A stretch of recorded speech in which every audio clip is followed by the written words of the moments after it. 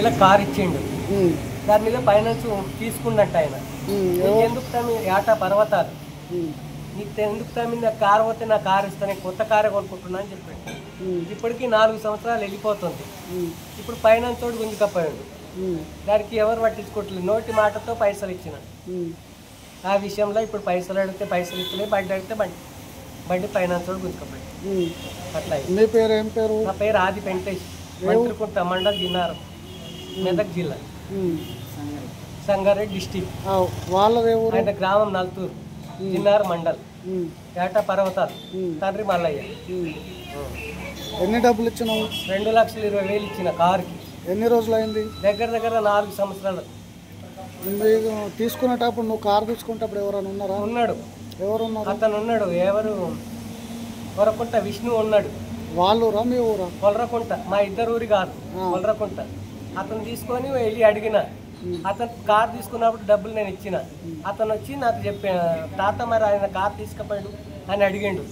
అడిగేరికి నెల రోజులు వాయిదా పెట్టిండు. నా మనమడికి పుట్టపసకలని నెల రోజుల దాకా నాకు రాకు అని చెప్పిండు. ఆ తర్వాత నెల లోపల విష్ణుకు తెలియకుండా, నాకు తెలియకుండా కారు రిజిస్ట్రేషన్ చేసుకోండి. ఎవరు కారు? ఆయనకు ఒక బీజా కారు ఇప్పించి ఉంటుంది. నేను కోరకుంటా విష్ణు నన్ను తీసుకోమంటే నాకు వద్దు, అతనికి పెద్ద కారు ఇప్పిస్తే చిన్న కారు నేను తీసుకున్నా. ఏట పర్వతాల కారు నేను తీసుకున్నా. విష్ణు చూపెట్టిన కారు ఏట పర్వతాలకు ఇప్పించిన. ఇప్పుడు ఆయన తీసుకున్న కారుకు డబ్బులు వాళ్ళు ఇచ్చారు. ఆ డబ్బులు నేను ఇచ్చిన. 2 లక్షలు నేను ఇచ్చిన, 2,500,000 ఆయన ఇచ్చి 4,5 లక్షలు ఇచ్చిండు. అప్పుడు అది ఫైనాన్స్ ఉండే. ఈ మధ్య అది గిట్ట ఒక 3 సంవత్సరము 6 నెలల క్రితము దాని గిట్ట ఫైనాన్స్ ఉండే. అదే ఈ మధ్య ఏడపాయలు పోతుంటే ఆగిపోతే పట్టుకుంటే అదే విష్ణుని ఇబ్బంది పెట్టి వాళ్ళు క్లియర్ చేయించి కాగితాలు విష్ణు దగ్గర ఉంటే విష్ణుకు తెలవకుండా, మొత్తం విష్ణుకు తెలవకుండా రిజిస్ట్రేషన్ చేసుకోండి. ఇక్కడ నెల రోజులు మనమని పుట్టుపసుకలైన ఇప్పుడు ఈ రోజు దాకా ఆగు అని చెప్పేసి. ఈ మధ్య గ్రామస్తులకు వస్తే ఒక మాది భూమి 2 లక్షల భూమికి ఇచ్చి ఉంటుంది. ఆ భూమి విషయంలో ఏం చెప్పిండు, 2 లక్షలు ఇస్తే 2 లక్షలకి 1,50,000 తిరిగి ఇచ్చిండు. ఇంకా 50,000 రావాలి. దాంట్లో 50,000 ఇవ్వకుండా సార్ గ్రామ పంచాయతీలో ఇట్లా మాట్లాడినాం. ఊరు చుట్టూ 3 ఊళ్ళ మంది. వాళ్ళ ఊర్లోనా? నల్తూరు, కొలరకుంట, మంత్రికుంట. పైసలు ఇవ్వాలరా బాబు, లేకపోతే ఇట్లా కాదని అడిగింది. నువ్వు భూమి పైసలు 50,000 ఇవ్వకుండా సార్ కానీ కారు అన్న తెచ్చి అని పైసలు అని అన్నారు. ఏ ఊరు? నల్తూరు వాళ్ళు. నల్తూరు ప్రజలు, నల్తూరు, కొరకుంట మంది. మా ఊరోళ్ళు గిట్ట చెప్పిన ఎవరైనా 10 రూపాయలు అయినా ఇస్తారా అని అడిగారు. ఎవరికొకరు ఇయ్యరు కదా అని అట్లా చేసిండు అన్న. ఆయన పరిస్థితి అది. ఎవరు చెప్పుకోపో, నీ దిక్కున్న దగ్గర చెప్పుకోపో, ఏముంది నీ దగ్గర ఆదాయం అంటుంది. నోటి మాటనే ఉంది, అంతకు మించి నా దగ్గర ఏం లేదు. నువ్వు డబ్బులు ఇష్టప్పుడు ఎవరైనా ఉన్నారా? ఉన్నాడు.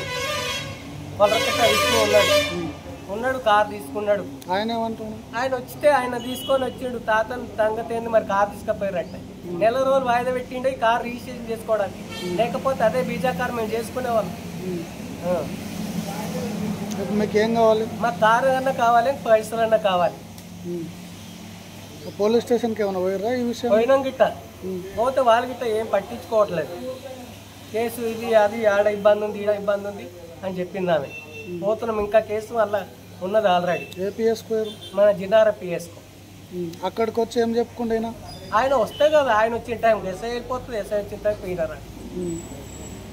ఇట్లా దగ్గర ఎందుకు తీసుకున్నావు, ఏం రాసుకున్నావు అని అడిగి. ఇట్లా ఎంతమంది దగ్గర చేసిండు? నీ దగ్గర ఇంకా ఎవరికైనా ముంచిండు? చాలా మందికి ముంచిండు. ఆయన సమస్య ఆయన ఏదో మనకైతే తెలియదు కానీ ఆయన ఇక అన్నట్టు అన్నారు. ఇక మీకు వేరే వాళ్ళు కూడా చెప్తారు కదా, ఏమో వానికి ఎందుకు ఇచ్చిన ఇట్లా వాడు చాలా మంది అన్నారు, అనుకున్నారు గిట్ట.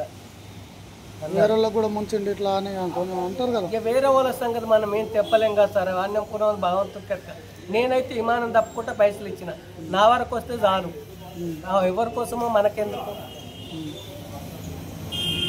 మనం నియ్యతో పైసలు ఇచ్చినాం. మన పైసల మన కారు అంతే కావాల్సింది. మనం ఒకరిని ఎదురించి మాట్లాడడం గిట్ట కరెక్ట్ కాదు. మనం ఒకరిని అనడం గిట్ట కరెక్ట్ కాదు. భూమి పైసలు 2 లక్షలు ఇచ్చి ఉంటుంది. వారం రోజుల మళ్ళీ అదేంటంటే వాళ్ళ కొట్లాడడం వల్ల 1,00,000 తిరిగి ఇచ్చిండు. 1,00,000 అంటే నా బిడ్డ పెళ్ళికి ఒక 50,000 ఇచ్చిండు, కోడల పెళ్ళికో 1,00,000 ఇచ్చిండు. 1,00,000 ఇంకొక 50,000 రావాలి. దాంట్లో 50,000 ఇవ్వకున్నా సార్ బై కారుని క్లియర్ చేసి కారు అన్న తెచ్చిమని చెప్పారు. నీకు ఎన్ని డబ్బులు రావాలి ఇప్పుడు? నాకు నీతి చెప్పాలంటే 2,70,000 రూపాయలు రావాలి. అభిమానంతో ఇయ్యాలంటే ఆయన నిన్ను చూసి ఇచ్చిన బిడ్డ ఆడెవరో మాకు తెలియదు. మా చుట్టం మైసమ్మగూడెం నరసింహులు కాక నోటి మాట మీద ఇచ్చిన బిడ్డ. ఆయన ఒకటి ఏంటంటే 5 లక్షలు ఇప్పమని తలిగిండు. లేదన్నా, ఎందుకంటే నాకు ఎట్లా తెలుసు అంటే కాక నాకు పైసలు ఇయ్యే కారు తీసుకుంటా నేను ఒక్క మాటతో వస్తే ఆయన పైసలు దాంగా చూసాడు కాబట్టి ఇప్పమని ఈయన తలిగిండు. తలిగితే ఎవరన్నా ఇయ్యరన్నా, భూమి ఏదైనా బేరం చేస్తే ఇప్పియగలుగుతా అన్న. భూమి బేరం చేసినాం బాగా 6 లక్షల లెక్క బేరం చేసినాం, బాగానే ఉంది. తీసుకొరికి ఆ భూమి కాడికి పోయేరికి ఆడ పంచాయతీ ఉంది.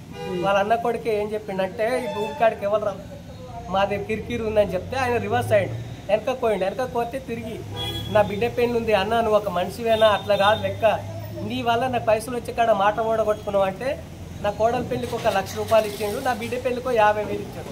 నేను 4,20,000 ఇచ్చిన ఆ మైసమ్మ కూడా తెప్పించి మొత్తానికి నాకు 1,50,000 తిరిగి ఇచ్చిండు. నాకు రావాల్సినంత 2,70,000 రూపాయలు రావాలి.